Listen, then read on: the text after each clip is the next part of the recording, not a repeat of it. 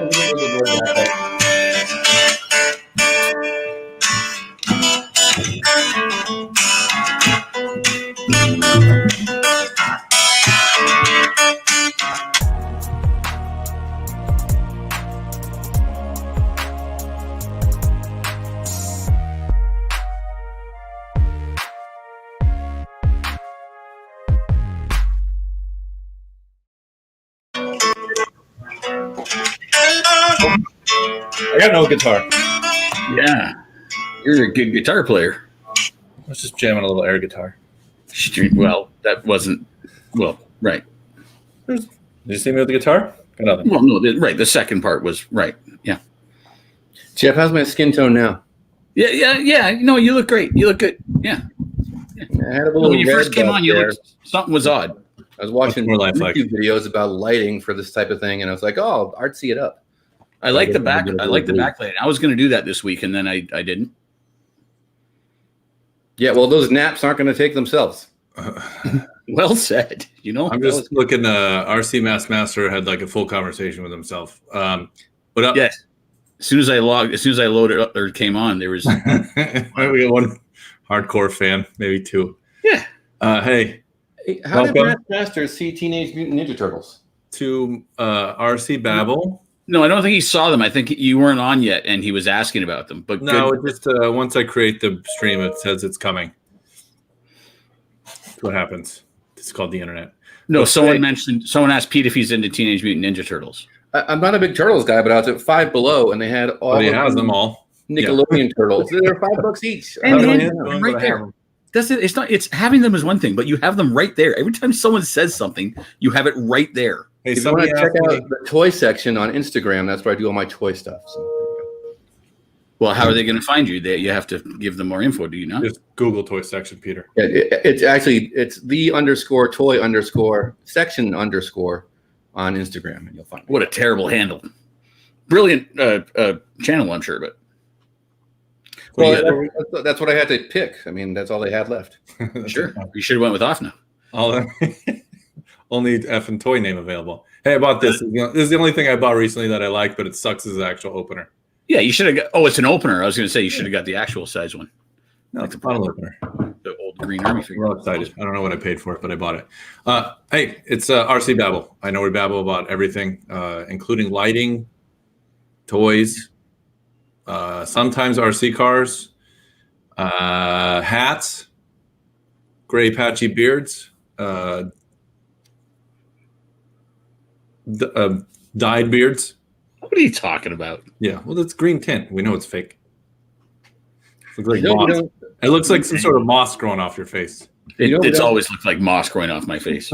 You know what we don't talk about enough is the finest and most inexpensive, professionally created and curated RC media, which you can get with Velocity at vrcmag.com. For $10, you get all the back issues and you're signed up for a year.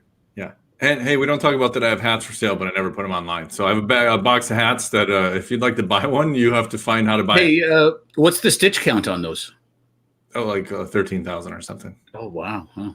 It's pretty impressive. Actually, as the story goes, it broke the guy's stitch machine and it took 3 months to make them. So I probably won't be having those hats made again. Derek, if you want to save yourself some fulfillment hassles and send me 2 or 3 or 10 or whatever, I can use them for various contests and promotions, and I'll handle. Oh, I ain't giving those things away. Those are like $100 hats. Yeah, I have one, but I'll send you some. I'll sell it for $80 plus shipping. 80. I won't sell it for 80. Hey, so we got a show today, and I don't know what it is. Surprise! We got a show. I did have some things. I did cancel. Every Monday I wake up and send an email. Can we cancel tonight? Yeah. Hey, can I not do this ever again? You can say no. Jeff fakes building stuff in his basement. We can tell. No, I'm doing my floor. You should see it. It's nice. Anyways, I was going to send a picture, but that was a lot of work. Anyway, after the aftermath of last week's show of us picking the top 20 and the people complaining about it, which is always nice to read. I thought everyone was quite. No, there was some. I read some stuff of you should do a top 20 of things I want to buy. Basically, I didn't read all. I don't know if I read everything, but I mean I thought everyone was quite tame. Yeah, man, I'm okay. People can complain about it. I'm not mad at them. Just Hey, but I complain about it wasn't when complaining. we're looking at it, not after. Don't complain to the rerun. I have a complaint right now. Excuse me.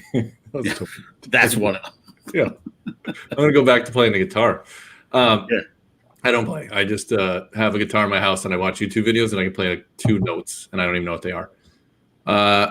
Hey, so this week we're going to start it off because I know a lot of times we're supposed to be talking about RC cars and we don't.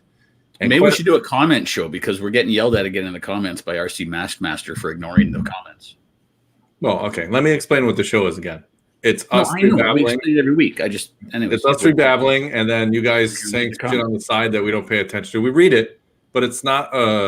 I can't read. And I thank you, Frank. I'm not gonna go new subscriber. I hate live shows that just talk to random people that I could make incomplete sentences my whole life. Let's make a complete one. That's Frank. He's a new subscriber. I think that's look, he just caught my eye. Thank you, Frank. But about Derek. None of us really like Derek. So. If a comment comes up that is worthy of us talking about, we will bring it up. And if not, then just keep posting stuff on the side. I don't know if you're a fan of Howard Stern, but there's Bobo always calls in with the worst calls. So it's like that. You keep calling in, and maybe once in a while we pick up your call. No, we're not that kind of show. This isn't a Q&A. It's only us 3 idiots. Anymore, the idiot content is maxed out at 4. We figured that out. Now, if anyone has any questions and we happen to pick up on it, we maybe will happily answer. I'm already bored, so maybe other people are bored and want to ask something. Here, this will make everybody happy. How does that make? How do you switching us around? How does that make anyone happy? Magic. Remember, you said your producer friend said we have to move the stuff around to make more excitement. Yeah, that's true. Yeah, so good. Oh shit! I just tripped everybody out. But I believe that Derek is always where he is, and then the algorithm, based on how much people like us, will move you or I up or down. Makes sense. Yeah, and that happens too. Fall right off. Darth Vader's behind you. That was a. Yeah. Anyways, Darth Vader is behind me in every way, actually. So yeah. So let me talk about a few RC things because over the past 2 weeks of us doing a show and not being on or whatever, some interesting. We were on last week. I know, but we didn't talk. We just did our top 20. This is different. So a few things came out that I wanted to talk about. I don't know. Are we going to do another press release show? What? Are we doing another press release thing, like where we talk about new shit? Yeah. Anyways, go ahead. All right, go. Thank you. What's the primary way people engage with the hobby? Sure. Yeah. Yeah. Okay. Right. Let's have Big Squid on. All right. Go on. What do we got? Yeah. Well, I got a new servo saver that came out. It's really like springy. Yeah, and a new lipo and a lipo sack. Yeah. Okay. So we got something here, and I don't know if we talked about it, but I will give Jeff credit because one of his old videos, if you believe he was the first one to at least put this on video, even though I don't know if he was the first one to do it. So now Jeff's all perked up now. Yeah, I'll listen to you now. Now you got my attention. Yeah. Remember that video that somebody made 30 years ago that's irrelevant now? You can get half of it on YouTube. Yeah. Oh yeah, yeah. Well, listen, and I wasn't the first to do it. Obviously, long before that. But my hydraulic vehicle, I got the idea from a good friend of mine, Dave Henry, who's one of the really, really fast local racers and also a fast international driver. And he actually got it from a friend. I don't know who he got it from. So my idea was stolen anyways. I didn't give you an original credit. I just said you probably. No, I know. Well, you wondered if I was the first to do it, and no, I wasn't. It was brilliant the way that Dave Henry's friend had done it, and I built my own. Anyways, yeah, go on. Cool. I like it. I would never buy it. No, I wouldn't. But it's cool. Well, no, that's going to wear thin. Like you're going to drive around and bump. I had one. I had one in my basement for 15 years. Well, this one comes out of the box, $600. You get like the fancy 22 channel stick radio, so you get to drive stick. Oh, it's a stick radio. Oh, well, it has to be because I got all my switches. Oh no, you can do switches on a pistol grip radio, by the way. Yeah, but it's actually in pistol grip and the stick radio makes more sense because your thumbs are already around where there's. Yeah, okay, that's fair. Yeah, okay, that's fine. And you could use your fingers like this, like it makes a little more sense. I mean, they could have made it like an Xbox controller and made it even easier. But I think that, but that's fine. The only disappointment of it not being a wheel radio is that the wheel would be made out of chain link. True. But I will give Red Cat credit on this one. It's pretty freaking good looking. What's strangely enough is they don't show the electronics or anything in the chassis. I don't know what these companies do for. What's the mechanism for the hydraulic? I assume it was servos. It's servos. I know, but I didn't really see a video of it, and I wonder if they were just like, it's secret. Is it four servos or? It probably looks terrible with the body off, not because Red Cat built it. Yeah. There's a lot of junk in there. Yeah, I'm sure it looks like an MIT project under there. That is a much better representation, I think, of saying, see, it's built like a full-size 64 Impala or whatever the preferred hopping car is. And what's the mechanism? Is it a servo on each corner? Is it bigger than 10 scale? It's a little bit big, isn't it? Or maybe that was just a wide-angle lens I was seeing because I saw it on someone's desk and they were behind it and it looked huge. I mean, that car's big to begin with, so you know the 10 scale doesn't have to fit into a touring car format when the original car is 22 feet long. You know, I just think it's pretty impressive. I get it that I don't know if it would be.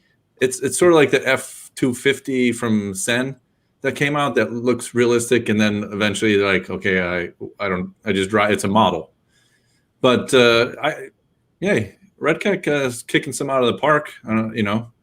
They've done something that no one else is doing. That's great that they're taking a risk there. Awesome. I think I think it looks good for what they're trying to make it a model of, and it's an underserved segment and potentially a new segment. I think there'll be a lot of guys who buy that are not RC people. They're like, yeah, I'm into cars that hop and that. Yeah, but it won't hang on to them like a drag car that gets new people into the scene or a monster truck that gets new people into the scene. I think that'll get boring quick. I thought negative was my corner. Can you? No, be negative. Listen, I have an opinion. If those haven't watched the show, I agree with Pete that some dude's gonna walk by and be like, hey, check out that pimp and ride and buy it, and then you'll never see them again. Whereas if a guy came in and bought a DR10, you're gonna see him with a new friend every week buying new. I'm not poo-pooing the whole concept, but I don't think it's going to be the.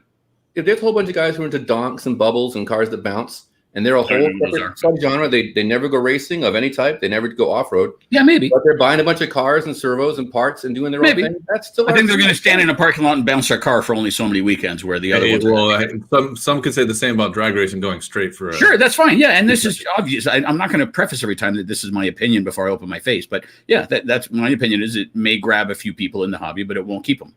But yeah, I'd love to be proven wrong. Anything that grows the hobby is good, but I'm not wrong. Jeff also lives in Canada where there is zero car culture, so they don't have any pride stuff. That stuff. I don't know that it's zero car culture, but I would imagine. Do you have a car club? Because I drive down the street and regularly on the weekend, these cars drive by me, like on the freeway with 13-inch. So we could have this silly discussion. Yeah, there's obviously car clubs in Canada, but you guys also have almost year round. You can enjoy them, and we have.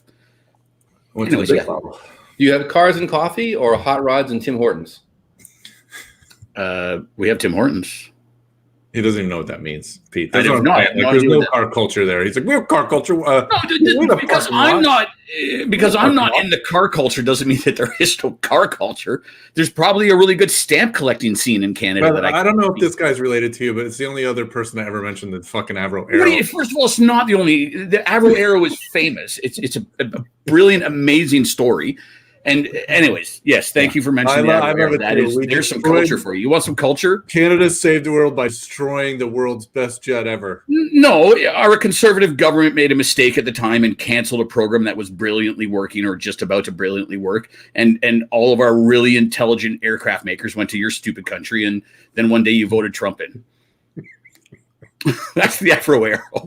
That's a very quick timeline. We just that's what happened. That shit. Literally what happened with the Avro Arrow. Well, just so you're aware of what you're missing out on, here in the States, we have Cars and Coffee. That's run Sunday. You go to a coffee shop, you show off your car, then after a few hours, someone drives a Mustang into a crowd. That's the whole thing. Yeah, okay. I do know that there's a running joke about Mustang drivers that great car videos. Shows crashing. Yeah, that's funny. So the next thing I want to talk about, and because I don't think do people still race touring car? I have no idea. I wish so, but yeah, but no, not a lot. By the way, I'm going to release a shirt where the next VRC shirt is going to be your quote. That's it. What? Yeah, but no, yeah. Whatever the hell you're quote. Well, right. Yeah, no, yeah, well, right. Yeah, no, right. Well, people are racing it, but when you have one heat at a club race. Hold on, it's made in Europe? Made in Europe. What is it? It looks beautiful. All those touring cars are beautiful. It's an X-ray. Yeah. So as I was thinking of things like we could talk about, because we missed a few things, and there were some interesting releases that that we didn't talk about, and this is one of them. X-ray could have gotten some props on the top 20 potentially. That was a pretty brilliant company that did some pretty brilliant things over the years. I don't think they had any standout. Might be the reason why they didn't make our list, but I think the X-Ray T1 was the best car Corrali ever made. They did copy. Was it a copy of a Crowley or something? I'm not knocking them. Everybody really copied a design, but this car is being accused of being an awesome Matrix, whatever that company copy is, whatever. Awesomatics, I think it is. Well, I don't know how. Does the X-ray car have those disc shocks? No. Shocks? Okay. But here's the thing about this car, and this is why the class was doomed, because I started watching, and X-Ray has this, lots of reasons why the class was doomed. Their website's pretty cool, and it's very flashy, just like the box and everything. It's like an Apple release. It's like, this is our best touring car yet, at the most capacity, and it's really the same freaking thing. But brilliant marketing. This car has 4,000 adjustments, starting with 4 chassis selections. Yeah. No, it's too much. Right. Oh, I'm not done. Actually, I stopped. I stopped putting the stuff on here because I wanted to throw up a little bit. Yeah. You can also adjust the flex of the motor mount. Yeah, it's too much. Oh, I'm not done. I know you're not. No, I've been just turned into a Lexus. You can also adjust the flex on the motor mount here. Mm-hmm. And there's like 4 upper deck choices. Like, come on. Like, I don't get it. Now, it's amazing how adjustable it be and how much chassis flex is a dominant characteristic in touring car. It's nice. If you have too many settings, obviously it's overwhelming. But it's nice when you have a number of settings, especially when you have a company that backs it up with setup sheets and explanations and here's why you would do this and where and what. And flex characteristics are somewhat straightforward in RC. Anyway, when you have that many options, you may not latch on. Well, you won't latch on to all of them, but you may latch on to 1 or 2 that you really enjoy. I don't get angry, but when I raced Mini Z, a buddy of mine, Santino, had made these really awesome T plates in an 8 thou, a 12 thou. Well, a T plate is a huge adjustment. Yes. Well, yeah, it was an 8. This was like a supplementary T plate. It actually the design came from another guy, but he made them in 8, 10, and 12 thou, and I had my setup. Well, it wasn't even a T plate. It was a. I won't get into details because it doesn't matter. But can you tell me all the details? I'll drag this on as long as you want, buddy. We'll keep doing this. The basic point I'm trying to make is I got my setup on my Mini Z down to a point where I just used those the car was so perfect always. When temperature was up and traction was a little higher and I was traction rolling, I would go to I would go up 2 thou on the T plate. I would go down 2 thou. That was my main setup. So the same thing can be said with some of these cars that are overwhelming. You won't latch on to all of them, but you eventually, when you get close to your setup, you'll find a few that you like where, you know what, on this, I take this screw out of the motor mount and the car's awesome. I put the screw back in and it is scary for most people, but yeah, I mean, listen, it's sort of like a computer radio. If you don't use it, it's not there. Leave all the screws in. It's the same flex characteristics. If you want to buy the chassis and the upper decks and the screws, go ahead. I'm not angry at it. It's fine. I don't think it's scary for anyone, but I'd be like, oh, Jesus, I don't want to take all these things, but I feel like I should, if I'm that good a driver, which I will never be. It is scary. But, yeah. You come off the track, you got a low speed push. You want to fix it. Back in the day, you would low speed, you're off power, you're dumping the weight onto the front. You go to a softer front spring, you go a little more rear droop. You got a few options you would do to fix this low speed push. Now, especially a new guy comes back into the pits. What are you going to do? You're looking at this X-ray. So I know I'm going against what I just said, but it is overwhelming. It is scary. Where do you start? We've got some of these advanced setups when half these people don't even know what toe and camber do. So it is scary and overwhelming. But again, it's there, and if you choose to use it, you use it, and if you choose not to, then you don't. So it's an amazing looking car and well crafted, and the parts feel nice and stuff like that. But I started to get sad when I was like, oh, to adjust this, and I'm like, oh, what the hell? Oh, too much over it. Yeah, that's fine. Yeah, but you said that about computer radios, so that's fine. I mean, it's. Well, I think it's a waste of development, to be honest with you. So, well, no, it's not a waste of development because there are drivers on the planet. They use ABS. Unfortunately, that can detect that stuff, and Yeah. especially a mature class like that. So it's great that X-rays taking advantage of it, but yeah, for 99.9% of the people, that's overwhelming. Even if you have a strong understanding of the suspension, that stuff's scary. Yeah. The last servo saver we're going to talk about, this guy. Now it all looks the same because of the body. Yeah, whose version is that? This is the Losi LMT. Right. Yeah. So since we're talking about adjustments, I see 72 holes in the middle. Yeah. And that's what I thought about that too. I was like, let's be real. We don't really adjust monster trucks. And I'm sure there's somebody that's into monster trucks going to say, I'd like my wheelbase 0.5 millimeter shorter in the front. It's probably for customization, I would imagine. Yeah, I get it. Yeah. But I will say, and I didn't get this yet, it's on order. They're not going to send us one because we're not on their Christmas list. Oh, how do I get this off? I watched their video, and they almost traction rolled this in the video a bunch of times. So my guess is this is too fast for solid axles, like every other solid axle. Watch the real one run. Huh? Watch the real one run. Oh, I get it, but the real one's only going 72 feet. And anyway, the point is, if it's brutally unstable because it's got too much power, I think that's even more fun. You like things that spin out? Go? It sure beats what Axial did, where they had a great looking monster truck that went 2 because it was geared like a crawler. That was massive. Right. Is that their car really went 2?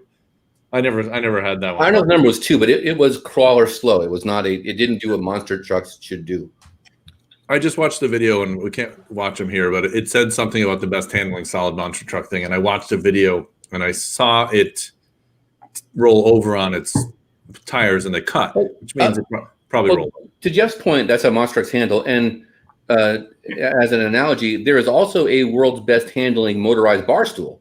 It still handles like junk, but it's the least junky in the motorized bar stool world. Nice analogy. Yeah, at least worst. Yeah. Hey, I want to know what Humboldt test. I don't want to know what he was watching. I want to know what he was watching. I don't know. So any other press releases that I missed that didn't take me 3 seconds to find? No, because press releases are stupid. There's lots of websites that these people can go and read about. Again, I'll say the same thing I've said on past shows because we were all in print, and the biggest complaint with print, everyone knows it. There's too many ads. Now, entire segments of this industry and websites, entire segments are just ads. They're just press releases. Well, that's because people are. It's fine. I'm fine with it. I also like new toys, but press release is done. I know Peter's going to yell at me at some point. Press release is not done. We can still talk about it. As long as you have a comment, it just can't go. Here's a new press releases. I'm saying people love to know what's new in the hobby for sure. Yeah. Well, I'm just saying there's other people doing it. I mean, but yeah, if I had the time, I would love to post the latest product to the VRC website every day, but have something to say about it. And I wouldn't bother posting a new extra heavy servo saver. I would skip that. That was I'm surprised someone hasn't done press release, right? Red Cat has a new mini out, and I put it up on the VRC Instagram and Facebook just because it's new. It's something to post. Oh, I forgot to load that one up there. Yeah. But I would love to post all those pictures up at the VRC site, and for each picture have a caption say, "This looks pretty standard, but I do like the way that they have done something with the upper link so that you can and just so there's something to read about besides oil shocks, ball bearings, shaft drive, slipper clutch. 3 colors, 2.4 gigahertz. Like it's the same stuff for every car. So you want to have some insight, but people do want to learn about new things. But I hear you 100%, Jeff. When people are just like, yeah, we're the press release site. The latest thing is to be at the top of the site every day and come here to see it. You know what? I will go there to see it, but that's not like great entertaining content. I agree. I mean, yeah, right. So, and I'm glad they're there when I get excited about a new segment and I want to Google that segment and I find all these press releases, especially even ones from the past. My favorite part is that you said somebody already does it, so why do it? That's like so. I mean, no, it's not somebody already does it. There's lots of websites that you can go to. We all use them when we write new. There's lots of websites that you can go to that have everything. They even put on the new carbon brace that's 0.5 millimeter thinner and the lipo sacks. There's websites you can go to, many websites we can go to. Red RC does that. Red RC has every brass chassis weight, every screw, everything. So I'm not saying someone else is doing it. We don't need to. I just don't.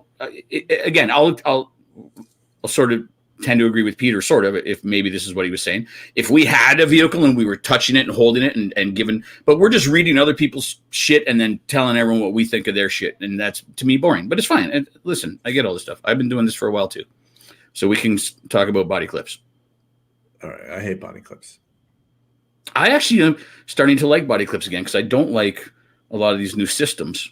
Yeah, well, so we could segment into this. I will agree that even though I hate body clips, some of the new stuff it don't work right for me. Yeah. So let's talk about it. You got body clips, you got the ProLine top hats, and you got the Traxxas quick release system. What else? Yeah, a body clip if you want to be a weenie with a duffel bag or whatever you call it, the waist bag, then you get body clips with those rubber attachment things so you don't lose them. That's not about not losing. That's about making them easier to pull off at the post. Well, it's probably both, but yeah, that's fine. I would imagine it's easier. I mean, the one that actually tethers to the body. I like to tether. Okay, right. Yeah, so you could pull them from there. Yeah, no, I don't just mean that it has a handle and then they magically float over your body when they come off.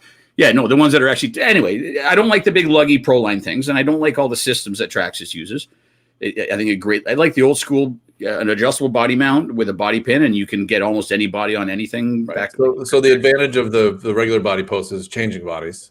Yeah. The party hat one was more secure, except when you lose a party hat, you got no more party hats. And they're just so big. Like, you got no more party hats. Like a 1024 nut or something. I don't remember what it was, but it was the old oval. Or a quarter 20 even. No, it was like. No, they're big. And the old oval bodies just used to use a screw down through the top. So. And then Traxxas' system, somewhat easy, but for some reason I can never do it in the smooth, that looks like I know what I'm doing motion. ProLine and J Concepts must hate that stuff. Right.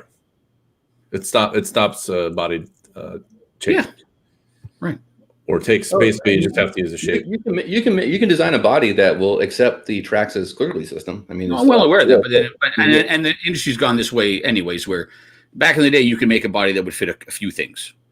Now you can only make a body that fits one thing. But yeah, of course they can make a body that 99% of the cars out there can just have posts. You can do anything with the body. Right. Okay. That's right. And the Traxxas models with quick release, they're the ones where I don't think there's a lot of people who are dying to turn their Rustler 4x4 into a Volkswagen Beetle. You know, they're happy to have it be a Rustler 4x4. I don't mind that. I just can't really do it in like I said, a smooth motion. And I've crashed the car hard enough to where I think I broke something. That can often happen. I'm not saying these things are perfect, yeah. but I do like not fussing. What I really wish is back in the Nitro days that they had a system where you could just put the body on, it would latch itself on, you would go. Because I can't tell you how many times as a Nitro noob you'd be like, trying to put the body on because you want to run a car, not a chassis. And by the time you finally get that last clip in, whop, it was hard to get. I hate to be a smartass, but you could often set up a Velcro system with, like, if you had an under tray or a chassis rail or something, you could often do some sort of a quick install body. Or you could tune your engine the way it runs. But I mean, I get the new person one is 100%. But yeah. Anyway, I get it. It's fine. Yeah. The actual best body clip system I recall, back when I first was getting into RC, I had a Kyosho Scale Series GTP car. It was their F1 car, Scale Series chassis with a GTP body, but there were no body posts visible on the body. The body posts actually went from the body down to the chassis. Oh yeah. And underneath, you had a quarter turn fastener like a motorcycle fairing would have, and that was mint. It looked super good. Yeah, but that's just an obscure version of the new Traxxas one. It's its own specific mechanism that requires its own. But it was just upside down body posts. Yeah, right. That's fine. On the bottom, but it was super clean. You didn't have posts and you didn't have clips, and there weren't separate parts that came off. It was nice.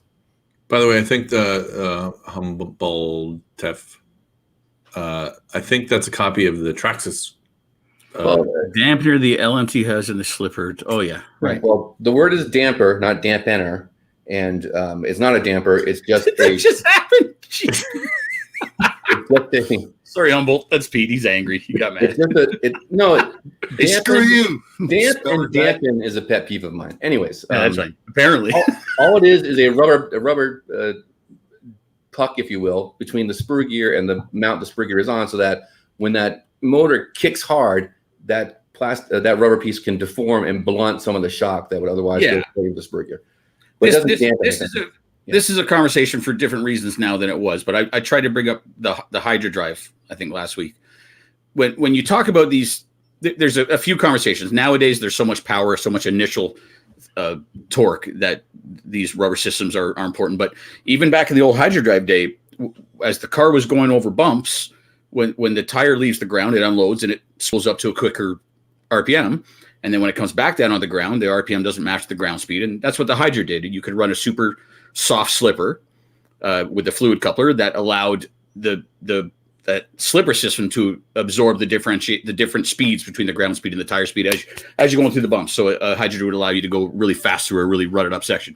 All these rubber dampers and Hydra systems and slipper type systems are just that. They're to help dampen the difference between the speed of one shaft to another to the ground speed. Well, what he was bringing up is a cush gear, but I think that actually, I know it's very different than I wasn't trying to compare it to I'm pretty sure that's what Traxxas called it too, which is kind of dumb for me. Traxxas called it a cush drive, I believe. But I don't think the concept is unique to Traxxas. I think it's been around in mechanical engineering, and right. they used it. Yeah. RC probably. Feature. I appreciate it. I like that it has no moving parts. There's nothing to adjust or set. It's not based on liquid that can leak out. It's just a deforming rubber part. It's simple and elegant. Good. I would still rather have a slipper. I think it's a cheap option to not having a slipper. Well, no, it's not trying to replace a slipper though. Well, here's the thing.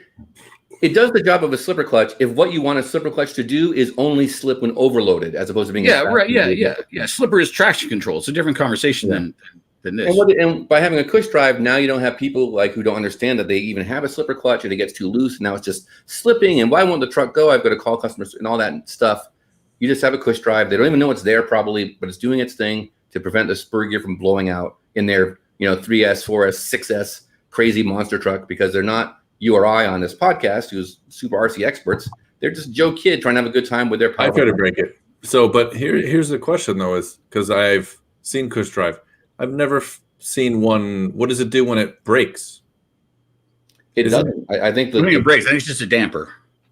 Well, it's not a damper. It's all it does is it blunts the shock of the torque when you pin it, so that you don't damper the trigger. But it's really a zero wear part. I mean, I think you have to put so much time on it. It's effectively never going to wear out.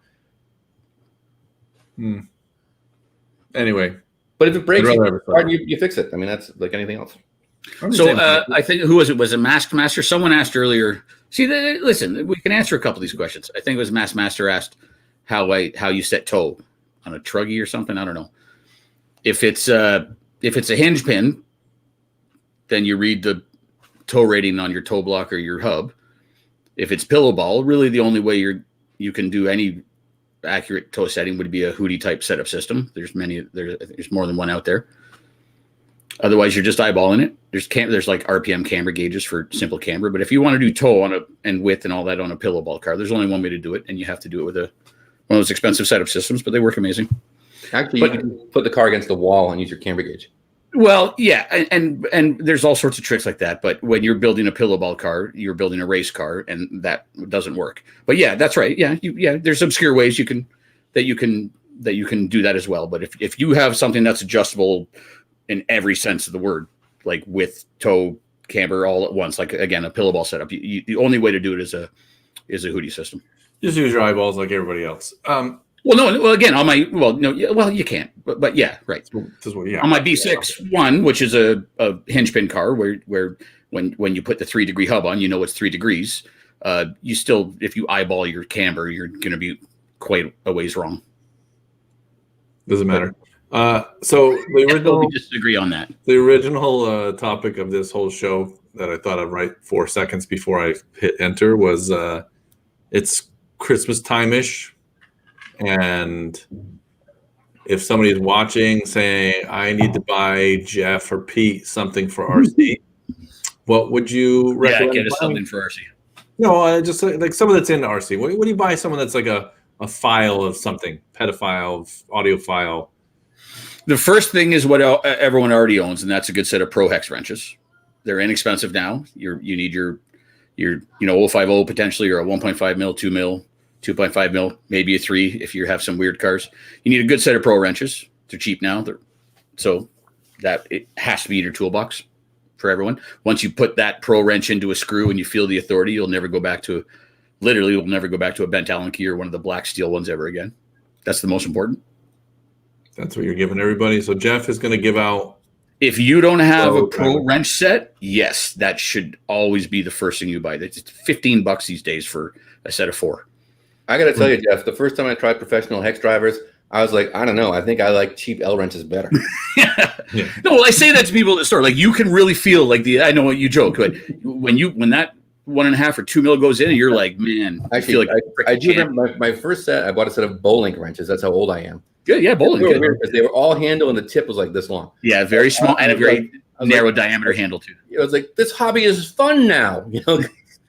Yeah. Up until then, which wasn't long because it's so miserable. You don't take too long to get those good wrenches, But I remember I built my first car, my Ultima, with the wrenches that came in the box, and you were like, I'm dying, turning this hate life. Yeah, and you can't not damage the screw with one of those. Basically, if it's black steel, it's soft, because a lot of people also will buy like a Dubro set of those ball wrenches or any. If it's black steel, it's still the soft steel. It just molded into a nice plastic handle. You got to get the silver or the gold hardened steel, they're all ground properly now, but. You know who actually gives you very nice tools in terms of being a quality steel in your ready-to-run box? I do not. It's going to be Traxxas. Yeah. Was it Traxxas? Yeah. They do. They're actually, it's a nicer quality. Now, in this world of $20. The silver-plated L wrench or the longer T-handle one? The kind of L? No, all the hex wrenches are, I don't know how super hard they are, but they are not the softest, junkiest thing you can get. Right, they're chrome. Yeah, because the soft metal, people don't realize, I'll just get my good tools later. No, as you're using the soft tool, you're also rounding a little bit of the head of the screw. So when you get your pro wrenches, they'll still work well in that screw. But no, it's like running bushings. People are like, that's why I argue that if, to me as an idiot, or idiots for putting plastic bushings in, but if you're going to put bushings in, you put plastic bushings in, because you don't want to run your car on brass bushings for a while and banana all your shafts.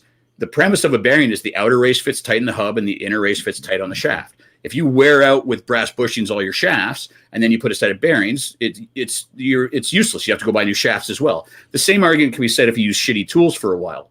You're rounding out all the heads of your screws. Now you get some good tools, and all your screws are already pre-beaten up.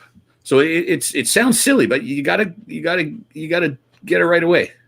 No, I agree. Props to Traxxas for giving some better than the cheap ones, but yeah. I will say in general, I've always thought the ideas of Christmas gift lists within buff books are weird, because it's not like, oh, my mom's definitely going to pick up this issue of Four Wheeling and see what's hot, and get me that carburetor that I circled. It's not going to happen.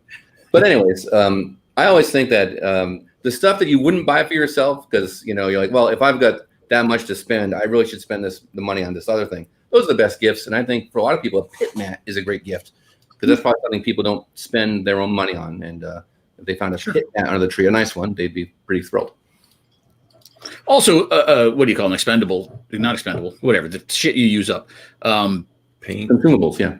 Yeah. Like if someone gave me a bunch of 30 and 35 and 40 weight shock oil and some green slime and some black thrust bearing grease. Hard to get now, so it's a good Christmas gift. Well, not just anything, any commodity type thing. I would be completely happy with giving or receiving as well. You're never not gonna have a need for any of that stuff. So if you stay with that, would you give somebody? Here's the scenario: your nephew. Sorry, Derek. Right. Your nephew, or somehow there's a kid in your life down on the ratings. He's getting into RC. What would you give them? Because definitely hex wrenches are one. I would give that kid, assuming he likes working on his stuff, shock shaft pliers. That will change your world. Yeah, tools are almost always right. I think a pit mat is good. I think, like you said, like, hey, you want to make your car work different. Here's the shock oil set, so you can set up tools. If they have a wrestler with a lock drop or eye link, then get them a set of turnbuckles so they can, and a camber gauge so they can start learning setup and a set of springs and shock oil will do a lot better than a graphite upper deck. You want to learn how the RC works and how to get faster and how to tune, then buy some tuning stuff rather than a brass freaking weight. Well, I guess that is tuning. Bad example. Anyways. Of course, a brushless upgrade, always a welcome gift if the kid is, of course, sure, a brushed model. What about mini cars? That was my. It's a segment. You're talking not minis. You're talking like those $80. Well, right now the reason every Christmas every company comes out with a 16 or 24 scale version. Yeah, as a Christmas. It's real simple. You got a guy walks in the hobby shop. I want a car for my kid. Well, it's 200. Well, I'm Canadian dollars, but whatever. It's $220 for a Rustler. Well, that's too much. Okay, well, there's nothing else. That's where you can get this. You can get this ECX for 180, but no, I want something for $80. Okay, there's a whole segment there. But it makes a big jump to get into the pro. Those brand name ones are 180, like the Kyosho Mini Z off-road things. I started saying it's not a Mini Z, but we have some IMAX ones from Bill that we bring in that sell for like $70 or $80 US. Like that. I mean, listen, there's a place for that stuff. It's the same as that Radio Shack crap, but you got a wall of parts. Does anybody know what Radio Shack is anymore? It's the same as that Toys R Us crap, but it's got or Walmart crap, but it's got a wall of parts. KB Toys. What else are we going to go through? Whatever. We don't have KB Toys, but yeah, the point is it's got parts. You need parts, and those $80 specials in the hobby shop, if they have parts, that's fine. I'm happy with it. If it gets a guy into a Rustler next year, great. Or a hydraulic car. Yeah. Well, that's the thing that bums me out about minis is that I don't think they get anybody into a Rustler next year. I think the perception is, oh, I've tried an RC car. That was the experience, and now I'm going to stop. It's fine, and that's fine. And I won't argue that specific point you made, but put a mom and a dad walk into a hobby shop. I want to buy my 8-year-old an RC car. Here's a Rustler. $220 is too much. Okay, get out then. I got nothing for you. No, you're a good hobby shop. I like that. $80 special, and maybe they get a Rustler next year. Maybe they don't. Maybe they crash it. And it's still better than when they get their Toys R Us car, crash it and break it, and it's garbage. So I think there's a place for it. So you walk into a hobby shop, and the guy's like, who can get a $200. Both keep talking. That's awesome. There are people who can get a $200 or even $150 110 scale car. But then buy that one. That's way better. Yeah, then buy that. Perfect. This is $80, and it's smaller because smaller is always better for kids. No, but I'm not holding that position. I'm saying this is what you want. The small ones don't go on the grass. Well, neither do the Rustlers that well, but you can't really play with them outside, and the physics of it is no. You want the Rustler type, but if you can't do it, I'm not going to send you out to buy a puzzle for the kid. You take this one instead. No, I get that. I'm saying I think there are lots of people who get a mini not because it's all they can afford, but because they think that's going to be a better. Well, but I don't. Yeah, so I'm with you 100% on that one. Then, yeah, I wouldn't recommend it based on any of the benefits other than price. It's a price benefit. I mean, if you want to drive it in the house, okay, you could argue that mini's better because you'll be patching drywall all day if you drive your Rustler in the basement. But yeah, no, there's not a lot of arguments as to why a mini is better than a Rustler for your first vehicle. But if it's an all or nothing, then I don't know what's happening right now. Oh. Well, yeah. If Jeff's site was a porn site, yeah, it would be. Well, let me tell you the number of problems I've had in my life because of that stupid name.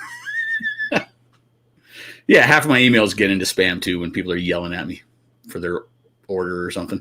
Yeah. Yeah. Well, that sucks, man. Get a new job. Your job sucks. Let's be real. I don't know how people get shit from you. I actually ship paid orders. I ship all the time. I actually bought the domain name spelt out triple TRIPLEX main. I don't know if that would get through the filters.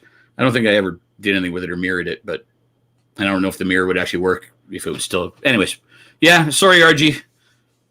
That sucks. Triple X was supposed to get some attention, and it didn't always get the best attention. That's what I said. If it was porn, it would be like 1994 porn, and it wouldn't be updated. Website. Porn, maybe from 1984. Yeah.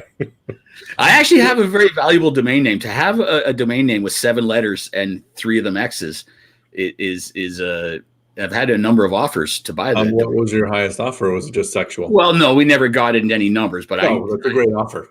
I have it. Well, because I say no, I'm not going to. I don't know what an offer is to you. Business for 22 years. I'm not going to sell it to make even. What am I going to? Even if I sold it for $10,000 or some stupid high number for a domain, I'm not going to do it. I think there's a website that tells you what your domain's worth.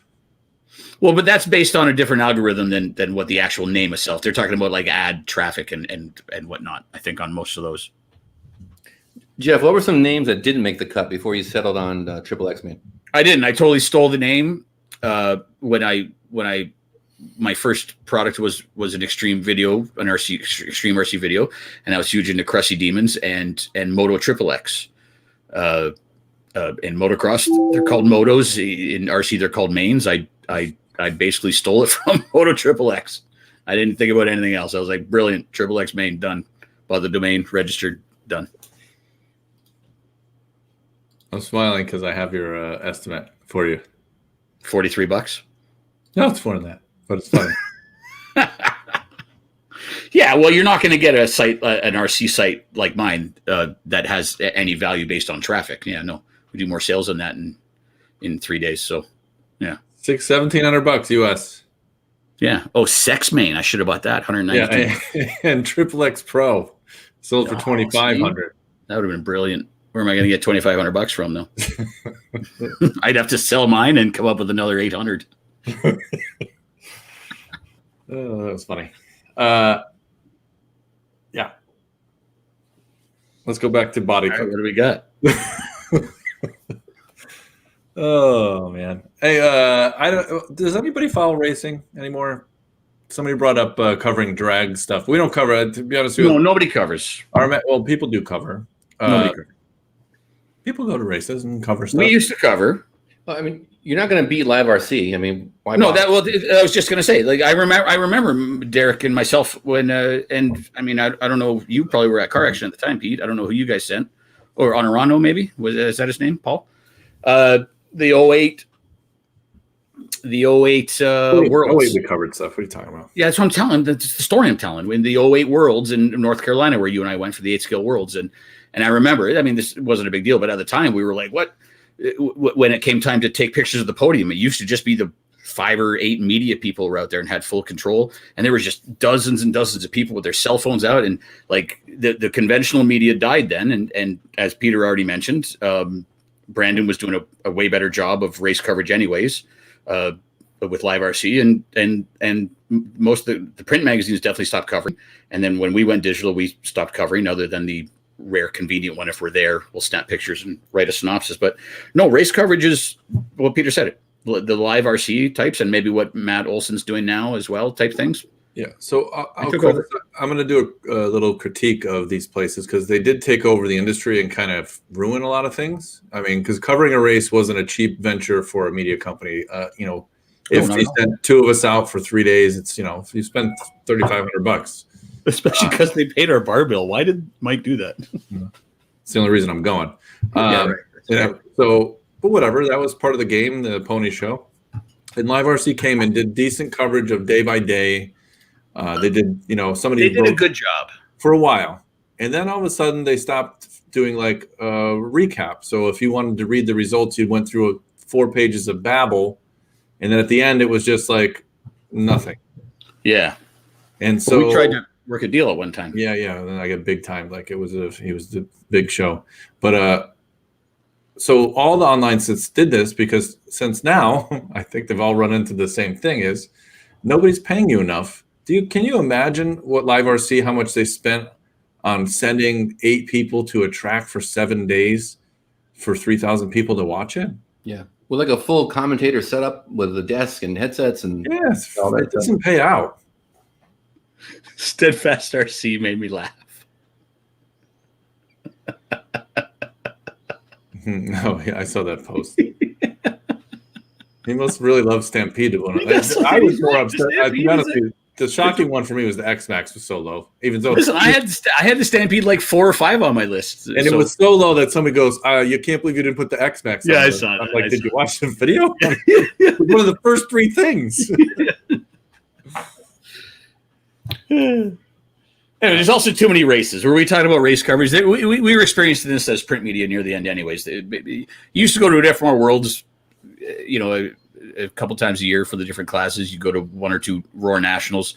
You go to 1 or 2 other big races. Now there's like dozens of private big races. You can't cover them all now anyways, even if there still was you could pick conventional media.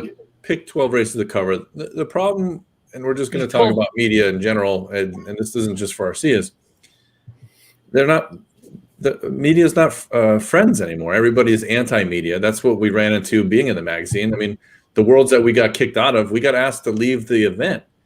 You know what I mean? They wanted us to pay to cover their race. I remember that was the first part. There was a joke. I don't know if you remember 2003. You and I were in Oklahoma. Yeah, I have a funnier story for that one, but. Remember the tornado would just hit and we drove through the we were drunk at Hooters and you thought a bird was flying by, but it was the actual order when they used to throw it into the kitchen. That's what you called my mom. Yeah. Anyway, we were in Oklahoma in 2003 at 8 scale Roar Nationals, Nitro Buggy Roar Nationals, and we had covered many by that point, and that was the first race. Now we had this all. I covered a lot of Cleveland races. I had this all the time at carpet races. You can't use flash. We're super fast on road guys. You can't use indoor flash. Okay, well then you're not going to get your picture in the magazine. 03 in Oklahoma was the first 8-scale buggy race, like the big boys where they drive through smoke and noise and sound, where we started getting, where people were complaining about our cameras, and I don't even know if it was flash or the glare off the lens. And like there was other, do you remember all this where we got pulled aside? Yeah. Was it Regan? Yeah, pulled us by, a couple of the team managers pulled us aside. You can't take pictures. What is this crap? I remember that distinctively as the first time the 8-scale buggy guys whined like the 12-scale carpet guys did. And then, I mean, I think that was the beginning of the fall of it as well. And there was all these analogies made, like with people we knew who were shooting Supercross at the time and motocross.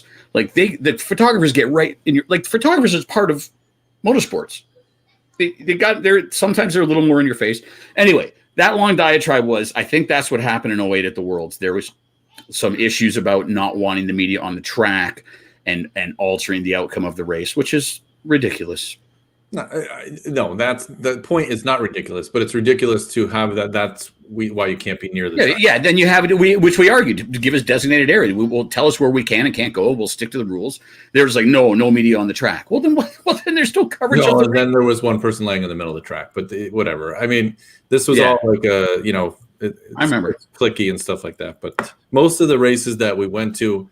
You had people that didn't care about the magazine because they raced and they don't read magazines. They just got if nobody knows who you are, your worth is nothing. Right. Most people want to be. I've had conversations with advertisers after there were no pictures of their car in the coverage that they complained about. Yeah. So, don't take my picture. And why didn't you cover the race?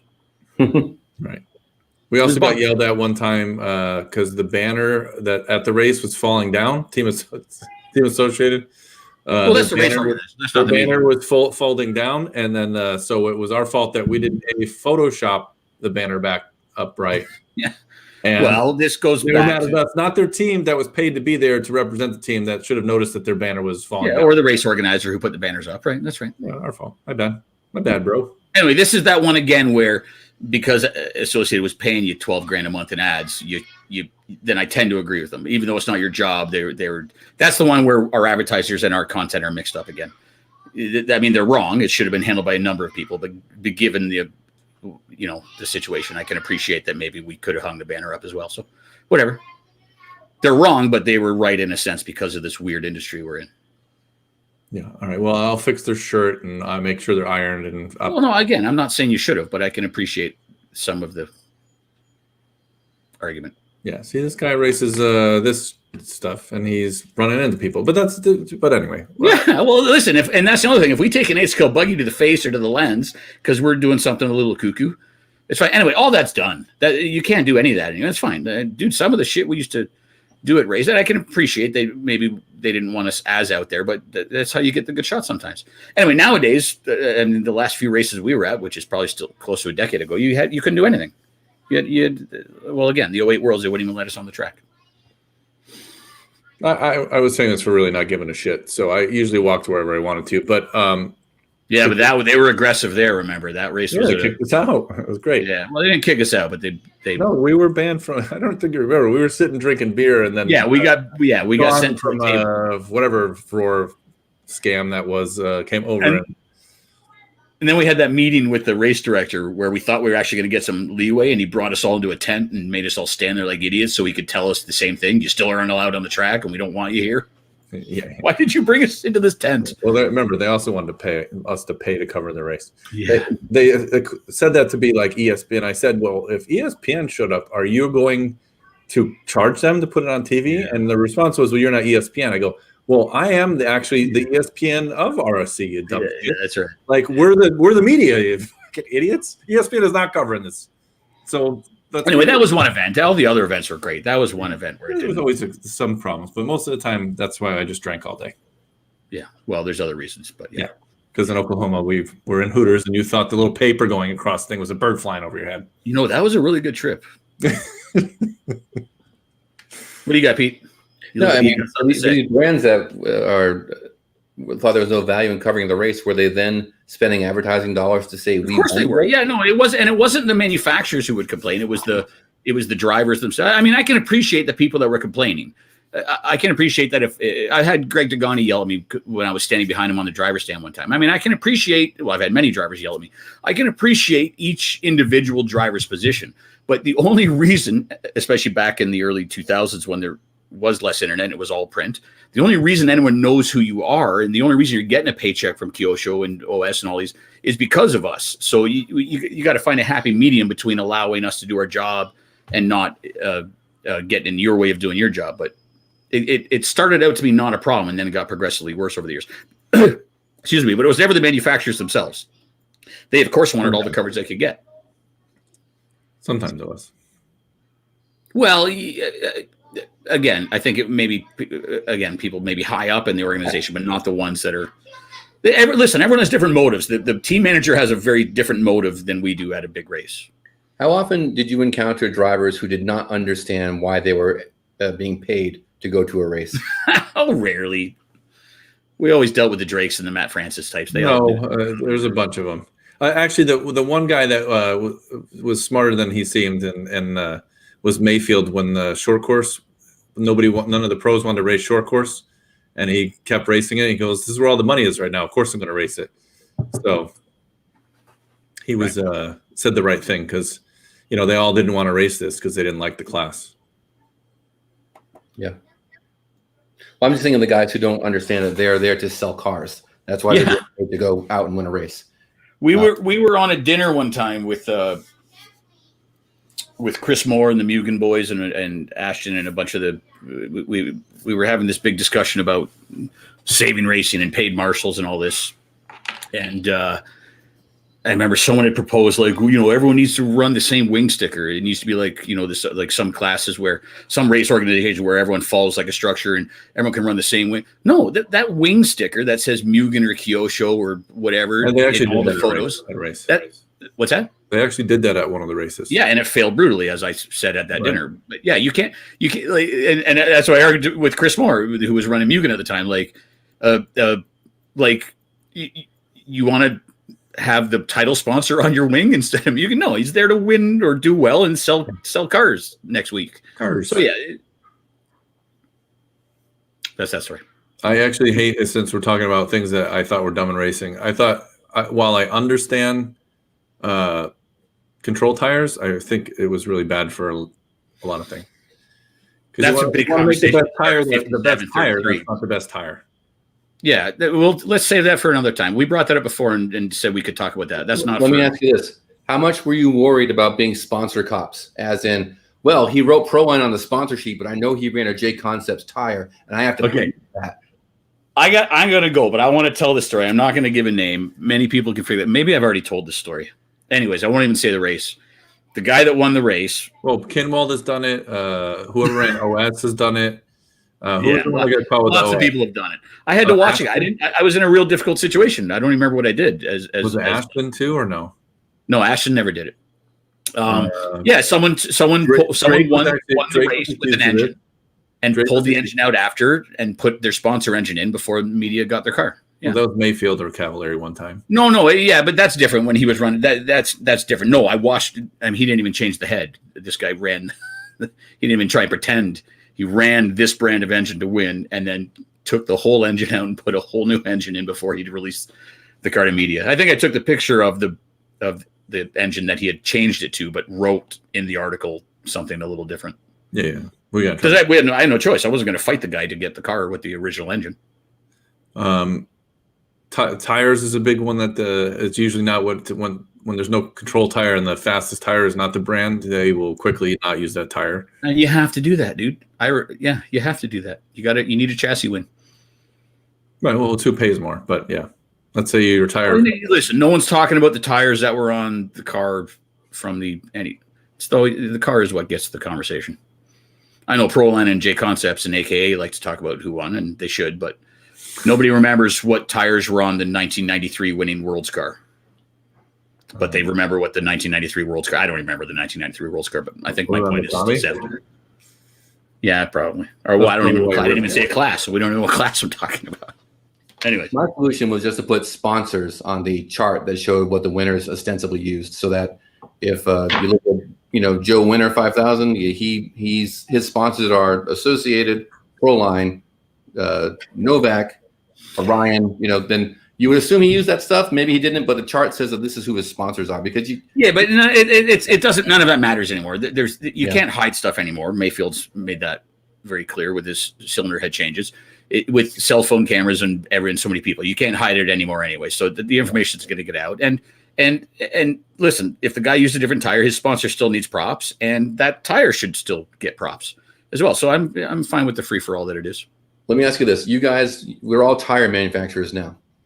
Derek Tire, Jeff Rubber Company, and Pete's Black Donut brand. You're at a big race. Your guy can either get second, third, or fourth with your tire, or he can run your competitor's tire and win. What are you telling him? He has to win. He's got to win. Second. He's got to wear let's pretend I'm Proline. He's got to wear the Proline shirt for the podium pick, and he's got to win with whatever rubber works. Lots of other industries do that as well. This is the universe where everyone's going to know he ran my competitor's tire. I don't know what to tell you. Well, we broke your contract. I'm out. You're out. Derek's tire is kicking your ass to the curb. Sorry. Well, no, if that's a whole other conversation. If buying number one, if you're under contract to not run a rich company, then that's a very serious thought you'll have to have with your conversation you'll have to have with yourself. But in the end, man, I would most likely have to let my team run the tire. It's not the tire manufacturer's fault that they missed that narrow window on this specific track where the compound and the blue groove and the temperature just happen to make someone else's tire be better. You got to have some consistency in your final result and performance. So I would let them. I would try and keep it down low as best I could, which I wouldn't be able to do, but whatever. You're the communist of racing. This is complex, and we aren't the first three people to have this conversation, I can assure you. But you're firing on my team, to be honest with you, because first of all, if you're selling tires to win races, you have to develop the best tire, and if the best tire is something else, and then I will for the next race based on that information. Why even pay the guy? So no, you're out. Sorry. That's fine. Okay, yeah, that's better chassis too. You're going to just dump the chassis for you to win? No, again, it gets very complex because we also know there's also connections between different manufacturers and tires and speed controls, and this gets extremely complex. I'll say I'm holding to my answer, but you can bring in new variables that may change my answer. But this is not a simple question that Peter has asked. There is I remember. I think I heard a story one time of a mountain bicycle company where their bike sucked that year, and they ran the competitor's bike all year, but their riders wore their shirt. And if you go back to the magazine articles, all the winners are standing there wearing the shirt of not the bike they were wearing, but that's the shirt you see. Again, I'm not going to keep repeating. This is complex, because they weren't exposing the sham at this point. Now the sham is out. Pete, listen, Donut Company, are you getting third or are you selling out like Jeff? No, I say run my tire and you do the best you can. If we're living in a universe where people understand, where one, you're not going to get away with it. Two, we're not living in that universe. Yeah, I get it. It doesn't mean you make a bad tire. It means your tire wasn't the perfect one for that Georgia clay that day. I'd say that's fine. But I would say this. I would give the same diatribe. Your tire doesn't work for that Georgia clay. That's fine. Then use the one that works and get the Proline shirt on the podium. But it's fine. I don't want my guy to ever be like, yeah, I won with the competing tire. In this universe where everyone's going to know that he won with the competing tire, I'm like, yeah, no, you never use a competing tire. You're a Proline. I'm Proline now. Guy through and through. You always. We all want to be Proline. Yeah. So if you're a weak suck driver and can't win with the tire you're given, go to Jeff's. That's a silly beginning to whatever you're about company. Jeff Tire. Jeff. I think I'm Black Rubber. Sell out rubber. Sell out rubber. I'm fine. Yeah. No brand rubber. Just wear the shirt that wins tire. Yeah. This is a complex world we live in. No, it's not. Hey, I'm listening to Jeff's got to build a floor. Pete's got to come up with more things just randomly pull out of his hat. Hey, should we cancel next week's show? I got to go back to playing my air guitar, and then that's all right. So subscribe to the magazine. Pete, can you use your hat? Oh, my hat. We're still short of 20,000 subscribers on YouTube. So if you know anybody, just have them click it. They never have to look at it again. Yeah, just tell them to click it. Yeah. It's like 400 people. If they know a Click Farm, ask all them to click it. Yeah, just everyone click it. You remember when Click Farms were cool? And then, what else? That's it. See you next week. Jeff will try to cancel. I'll wake up on Monday morning. Can everybody just send Jeff like $1 because he's got to buy text messages for a phone because he doesn't have it anymore? I just have to call my company, but Pete's out. He's had enough of you two. He's like, screw all of you, especially Derek. All right, bye, Pete. All right, end this crap. All bye, right. everyone. Later. Don't stick around after. I'm ending this.